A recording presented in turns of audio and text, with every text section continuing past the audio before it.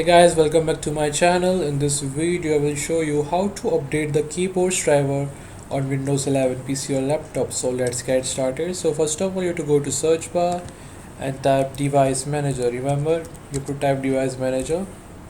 Now you can see this option here. Open it,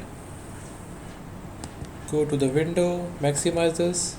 Now in the left panel you can see the listed all the drivers of Windows 11. So here you have to search for keyboards. Okay, here it is. Double click on it. Now you can see the option standard PS2 keyboard. So you have to right click on it and you will see this option update driver. So click on this. Now you will get two options here. First one is search automatic for drivers as well as browse my computer for drivers. So you have to click on first one, search automatic for drivers.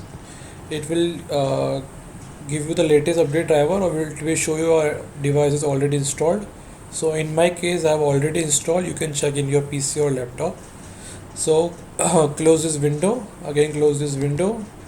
Now go to search bar and type settings. This time you have to move to settings and open settings. Now in the left panel you can see all the settings of Windows 11. So go to Windows Update in the last option. Now click on check for updates. Now it will show you all the latest drivers which you have to install in your Windows 11 to stay updated. Till then you can like and subscribe my channel for more tech videos. I keep bringing the latest essential videos on Windows 11.